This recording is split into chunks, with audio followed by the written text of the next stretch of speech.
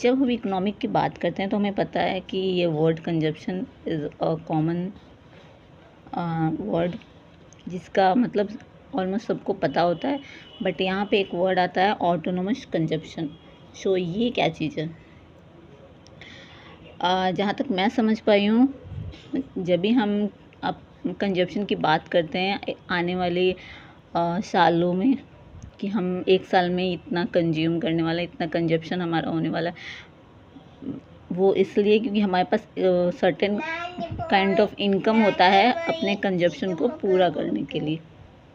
Yes, he is also saying the same thing and yes, but what if कि हमारे पास income ही ना हो, तो फिर भी तो हम कंजप्शन या कंज्यूम करते ही हैं। जो भी हमारी ज़रूरतें होती है वो पूरी करते ही हैं, या तो लोन लेकर या फिर किसी अदर फाइनेंशियल हेल्प से। So this thing is called autonomous consumption. The consumption takes place without income when income is zero. So simple भाषा में मैं तो यही समझ पाई हूँ। And you know what do you know about this autonomous consumption, let me know. So yes, फिर यहीं पर इक्वेशन भी दिया हुआ है।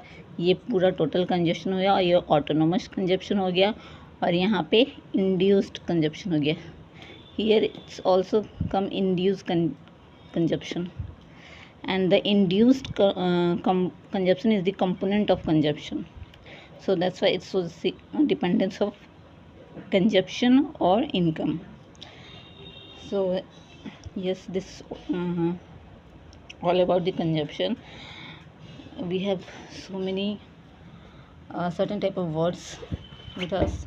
If you go through NCERT, marginal propensity to consume, then marginal propensity to save, MPS, then average propensity to consume, then average propensity to save.